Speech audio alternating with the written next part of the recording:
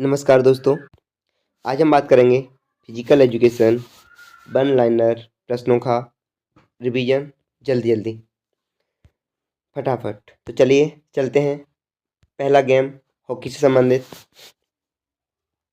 Hockey हमारे देश का राष्ट्रीय खेल भी है और ये संवैधानिक तो नहीं, लेकिन हम इसे भारत का राष्ट्रीय खेल मानते हैं। उस मानने के पीछे रीजन रहा था कि हॉकी को 1908 में ओलंपिक में शामिल किया गया था, लेकिन भारत ने हॉकी में पहली बार 1928 में प्रतिभाग किया। और जब पहली बार प्रतिभाग किया तो पहली बार में ही गोल्ड मिला। फिर 1928 के बाद 32, 36, 3 लगातार गोल्ड। इसके बाद 1940 और 44 के ओलंपिक हुए नहीं द्वितीय विश्व युद्ध के कारण।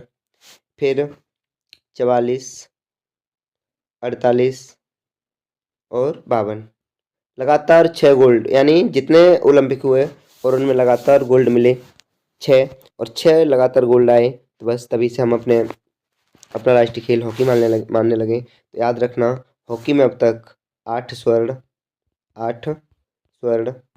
और 1 रजत, सिल्वर और 3 कांस्य। तो यहाँ से पूछा जाता है कि भारत ने पहला पदक कब जीता, तो 1928 में। भारत ने अंतिम स्वर्ण पदक कब जीता, तो 1980 में। और भारत ने अंतिम पदक कब जीता, तो हम कहेंगे 2020 के ओलंपिक में। जो 2020 का ओलंपिक 2021 में हुआ था, कहाँ पे, टोक्यो में। तो भारत ने अब तक कितने पदक जीत लिए, तो 8 और 1 9, 9 3 12, 1 दर्जन पदक हॉकी में जीत लिए हैं। और यही कारण रहा था कि भारत का राष्ट्रीय खेल हॉकी माना जाता है। बात करेंगे ओलंपिक में महिलाओं को कब शामिल किया गया, तो ओलंपिक में महिलाओं को 1980 के ओलंपिक में शामिल किया गया था, जबकि भारत ने अपना अंतिम स्वर्ण पदक भी इसी वर्ष जीता था। तो दोनों ही बातें याद रखना, 1980 में हॉकी महिला शामिल कर ली गई और 1980 में ही भारत ने अंतिम गोल्ड यानी 8वां गोल्ड प्राप्त किया था। और कुल मिलाकर भारत ने अब तक 10 गोल्ड जीते हैं, जिसमें से 8 हॉकी और 1 अभी 2021 में नीरज चोपड़ा को मिला, 2020 वाले ओलंपिक में। और 2008 में अभिनव बिंद्रा को मिला था, 2008 में अभिनव बिंद्रा को मिला था। तो कुल मिलाकर भारत के पास 10 गोल्ड हैं। बात कर रहे थे हॉकी, तो हॉकी में 2 खेल रेफरी होते हैं। खेल के समय की बात करें तो 2014 से पहले यह खेल 70 मिनट का हुआ करता था। 70 मिनट का 35-35 मिनट के 2 हाफ खेले जाते थे, लेकिन 2014 के नए नियम के अनुसार कुल खेल की टाइमिंग रहेगी 60 मिनट। 15 मिनट गेम, फिर 2 minute rest, 15 minute game, 10 minute rest, 15 minute game, 2 minute rest, फिर 15 मिनट गेम। तो पूछा जाता है पहले हाफ में रेस्ट और अंतिम हाफ में रेस्ट 2-2 मिनट, और बीच का मध्याह्न हाफ तो याद रखना 10 मिनट, और 15-15 मिनट के 4 हाफ। प्लेइंग टीम कितने की होती है, तो प्लेइंग टीम 11, अर्थात 11 प्लेयर गेम को खेलते हैं। और यदि कम से कम 7 प्लेयर हैं तो भी वह गेम को स्टार्ट कर सकते हैं। पूरी टीम 16 प्लेयर की होती है। मैच का स्टार्ट सेंटर पास से किया जाता है। अगला प्रश्न, फुटबॉल, और फुटबॉल का ही दूसरा नाम सॉकर है, तो फुटबॉल या सॉकर। इसकी टीम प्लेइंग की बात करें तो 11 प्लेयर होते हैं प्लेइंग में। इसे भी कम से कम 7 प्लेयर गेम को स्टार्ट कर सकते हैं, और पूरी टीम 16 की होती है। लेकिन फीफा के नियम को माने तो फीफा के लिए यदि टीम का चयन होता है तो उसमें अधिक से अधिक 24 खिलाड़ी रखे जा सकते हैं। और ये कोविड के बाद से हुआ है कि फीफा में खिलाड़ी खेलने जाएंगे तो अपनी टीम के साथ 24 खिलाड़ी रख सकते हैं, वैसे तो 16 प्लेयर की होती है। गेम टाइमिंग की बात करें तो 45-15-45, अर्थात 45-45 90 मिनट का गेम। बढ़ते हैं आगे। फुटबॉल की बात करें तो मैच का स्टार्ट कैसे होगा? फुटबॉल मैच का स्टार्ट याद रखना, किक ऑफ से। किक ऑफ से मैच स्टार्ट होता है। फुटबॉल को ही चीन क्या कहते हैं? सॉकर। लेकिन चीन में क्या कहते हैं? सुचू। इसे मिस्र में कहते हैं हाफ पिस्टन। मिस्र में हाफ पिस्टन। बात करें फुटबॉल की तो फुटबॉल पहली बार डेमो के रूप में ओलंपिक में 1900 में खेला गया था, लेकिन 1908 में इसे फाइनली शामिल कर लिया गया। और अभी हमने पहले देखा था कि हॉकी को भी 1908 में शामिल किया गया था। तो 1900 में डेमो होता है फुटबॉल का, लेकिन तब तक फीफा नहीं बनी थी। और इसके बाद 1908 में इसे शामिल कर लिया जाता है। ओलंपिक में जब तक फेडरेशन नहीं तब तक उस गेम को शामिल नहीं करते, ऐसा प्रावधान है। बढ़ते हैं आगे। खो खो खेल तो हम जानते हैं यह भारत की देन है। खो खो महाराष्ट्र से आरंभ होता है। खो खो खो खो में टीम की बात करें तो टीम में 12 प्लेयर होंगे, लेकिन प्लेइंग में 9 प्लेयर 9 खेलते हैं, जिनमें से 8 प्लेयर सीटिंग ब्लॉक में बैठेंगे। 8 प्लेयर सीटिंग ब्लॉक में बैठेंगे और एक प्लेयर पोल के पास से गेम को स्टार्ट करेगा। जो बैठने वाले प्लेयर होते हैं उन्हें चेजर कहते हैं, और जो दौड़ने वाले होते हैं उन्हें रनर कहते हैं। रनर 3-3 के पेयर में गेम में आते हैं, और जो चेजर टीम के प्लेयर हैं वह आपस में एक दूसरे को खो देते हुए इन प्लेयर को आउट करने का प्रयास करते हैं। बात की जाए खो खो में टाइमिंग की तो खो खो की टाइमिंग 36 मिनट। केवल प्लेइंग टाइम है 36 मिनट, और देखा जाए तो 9-3-9 और 6 मिनट का फिर हाफ, फिर 9-3-9।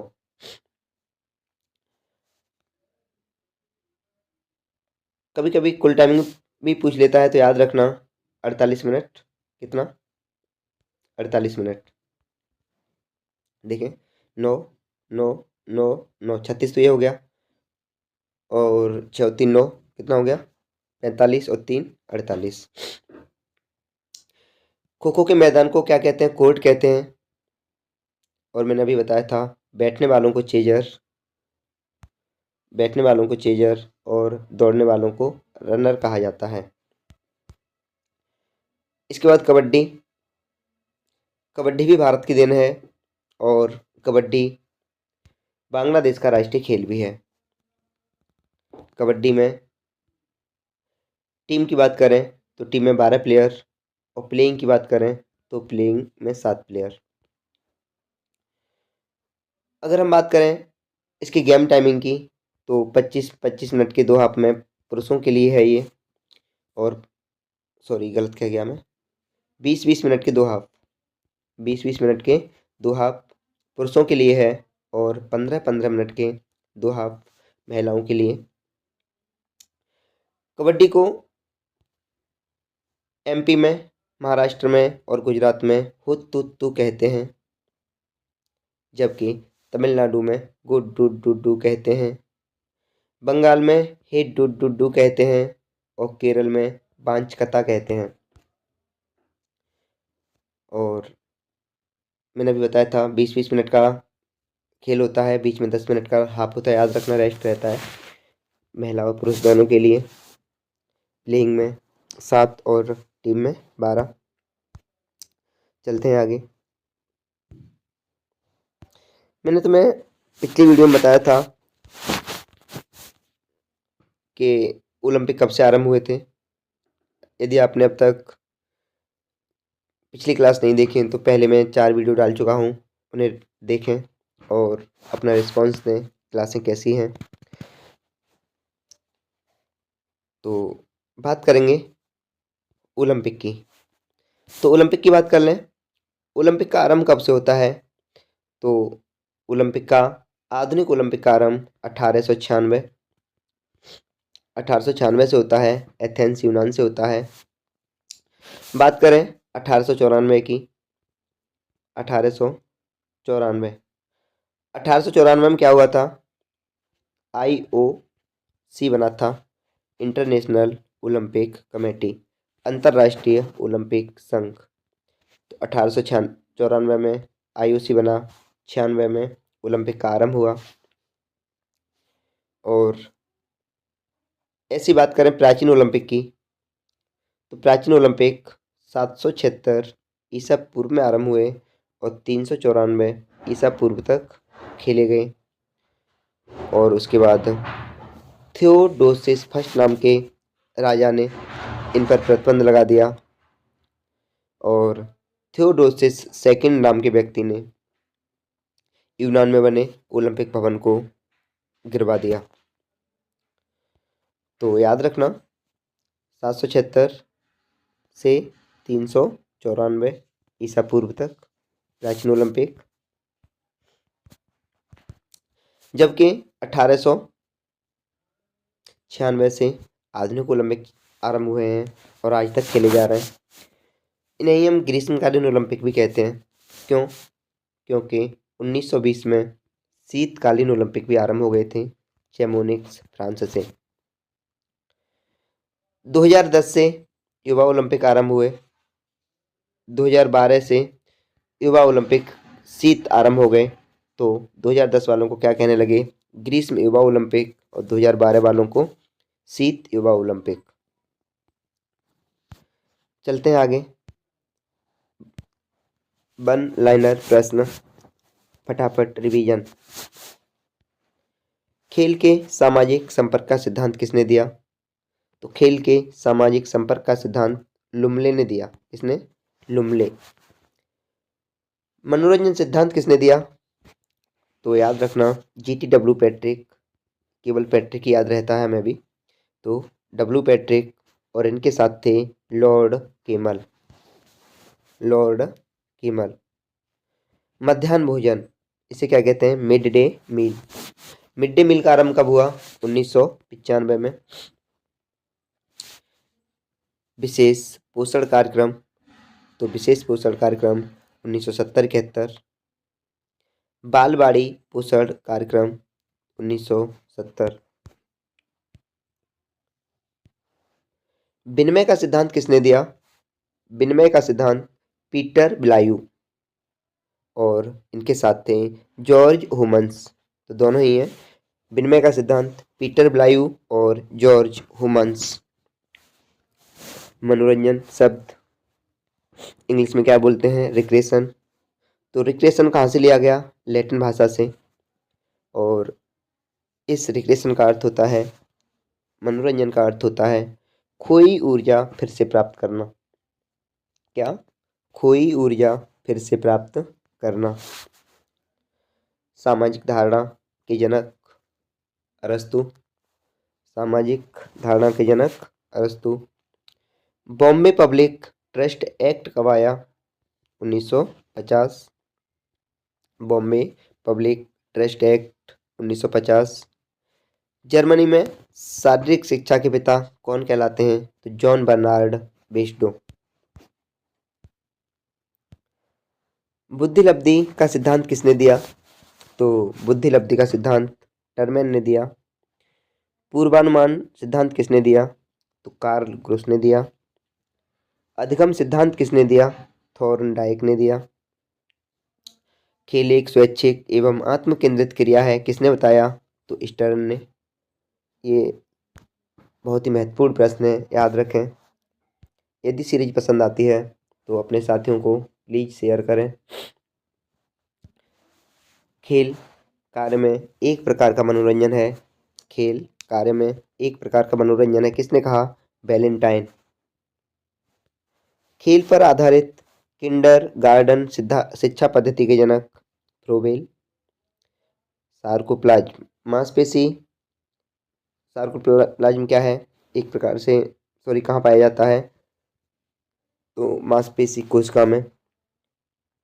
जैसे हम बात करें मानव शरीर की सबसे छोटी इकाई क्या है? तो कोशिका। ऐसे ही मांसपेशी की सबसे छोटी इकाई क्या है? सार्कोप्लाज्म। ऐसे ही हम कह दें किडनी।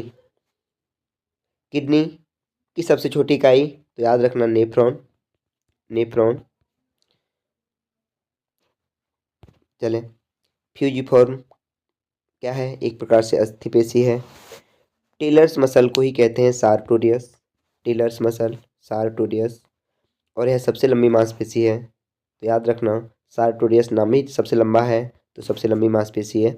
थोड़ा सा टैग करके याद रख सकते हो। सबसे मजबूत मांसपेशी मसेटर, सबसे मजबूत मांसपेशी मसेटर कहाँ पाई जाती है? तो जबड़े में। ट्रेकिया यानी विंड पाइप कह दें, ट्रेकिया। तो ट्रेकिया की लंबाई कितनी होती है? 10 से 13 सेंटीमीटर। ऑक्सियन कर्च अर्थात ऑक्सियन डेफ्ट शब्द का आविष्कार किसने किया? A B hill. प्लेटलेट्स का अन्य नाम क्या है? तो थ्रोम्बोसाइट। डब्ल्यूबीसी का अन्य नाम क्या है? तो देखो डब्ल्यूबीसी, डब्ल्यू यदि हम डब्ल्यू को थोड़ा सा पलट के लिखें तो ये एक प्रकार से ला जैसी आकृति बन जाती है। डब्ल्यू को पलट के लिखोगे तो ला जैसी। टैग करके रखना ल्यूकोसाइट, डब्ल्यूबीसी। आरबीसी यदि हम थोड़ा सा चेक करना चाहें तो लगभग थोड़ा बहुत आर इसमें भी, ये इसी में बन रहा है और इसमें, तो एरिथ्रोसाइट क्या होगा? आरबीसी। टैग करने के लिए है, कोई फाइनल ट्रिक नहीं है ये। तो डब्ल्यूबीसी, ल्यूकोसाइट, आरबीसी, एरिथ्रोसाइट और थ्रोम्बोसाइट रह गया हुआ है प्लेटलेट्स। बढ़ते हैं आगे। जोड़ की गति किससे नापते हैं? तो जोड़ों की गति की बात करें तो गोनियोमीटर से। टेनिस सर्व, टेनिस सर्व का संबंध किस खेल से है? तो टेनिस सर्व वॉलीबॉल। जबकि टेनिस से ऐसा एहसास हो रहा है जैसे टेनिस से संबंधित होगा, लेकिन नहीं, टेनिस सर्व वॉलीबॉल से संबंधित है। शरीर में मांसपेशी कितना होती है? तो याद रखना 40 से 45%, 40 से 45% मांसपेशियां शरीर में पाई जाती हैं। मांसपेशियों का अध्ययन क्या कहलाता है? मायोलॉजी।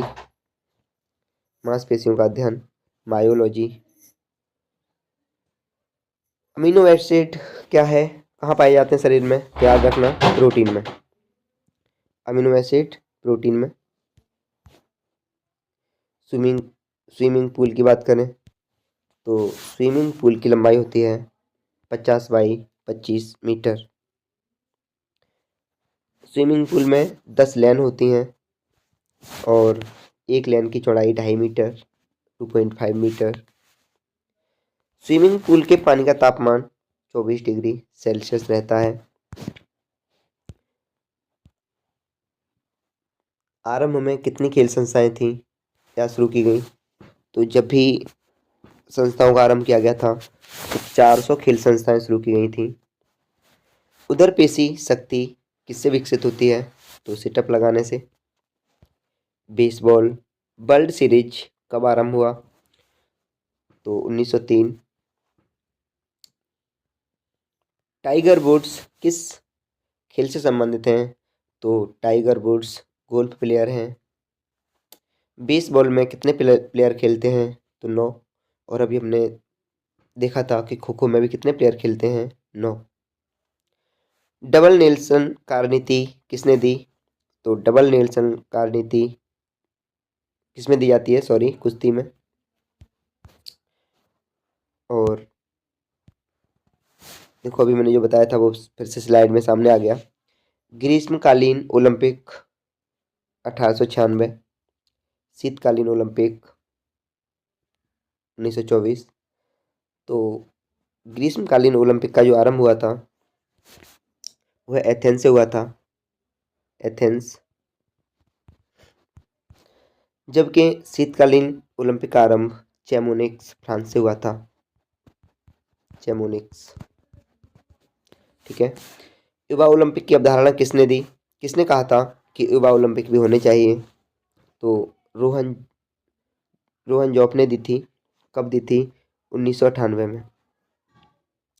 लेकिन ग्रीष्मकालीन युवा ओलंपिक का आरंभ 2010 में हो जाता है। और शीतकालीन का आरंभ 2012। शीतकालीन युवा ओलंपिक 2012 और ग्रीष्मकालीन 2010, 2 साल का अंतर है, याद रखें। जो नंबर कम है 2010 वह ग्रीष्मकालीन है और 2 साल बाद शीतकालीन। डीफ ओलंपिक 1924, यानी जो कानों से सुन नहीं पाते हैं, जो कानों से दिव्यांग हैं, उनके लिए डीफ ओलंपिक।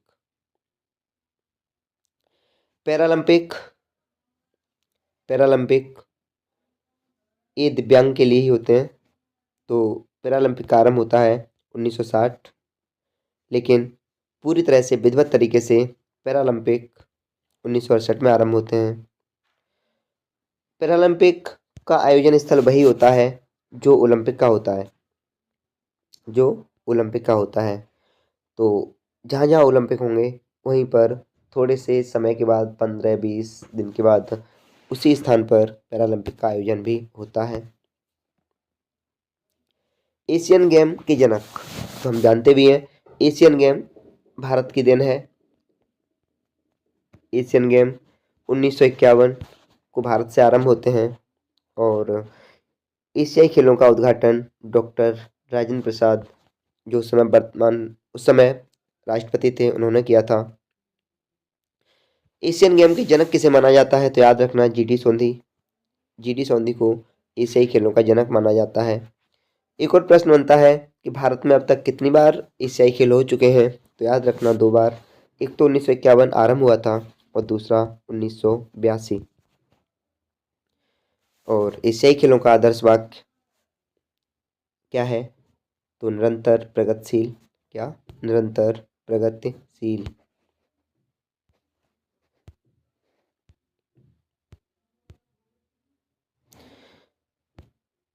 आगे, महाराजा रणजीत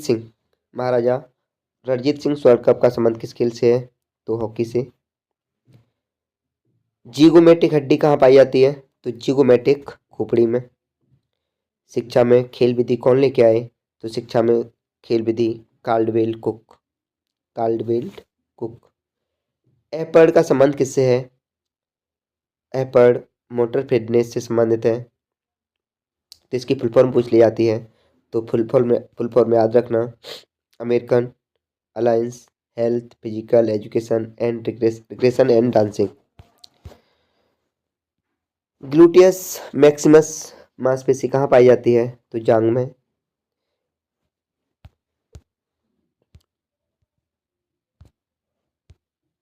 बात करेंगे ग्लूटियस मैक्सिमस मांसपेशी जांघ में। बीपीई और एम्पियड का आरंभ ग्वालियर विश्वविद्यालय से आरंभ होता है। बीपीई 1957 और एम्पियड 1963।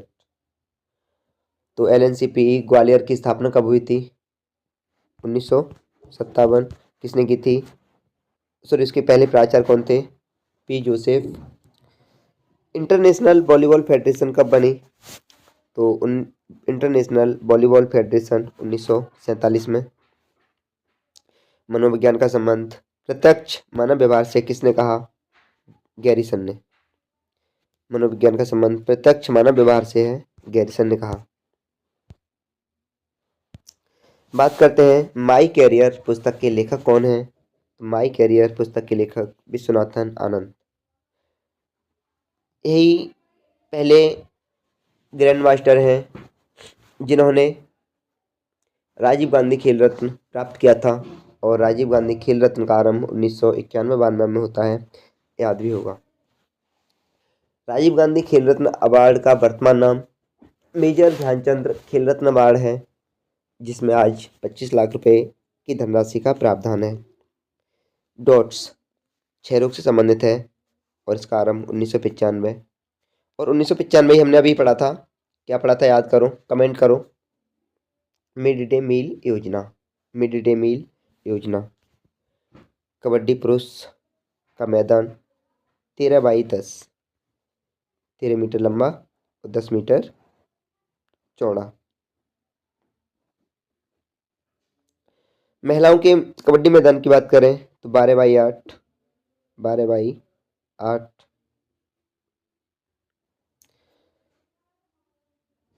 ऐसे ही दोनों याद रखना, 13/10 और 12/8। बात करेंगे, ये होती है सेंटर रेखा, जिसे हम जो रेखा दो पालों में बांट देती है इस खेल को। इसके बाद ये होती है पहली टच लाइन में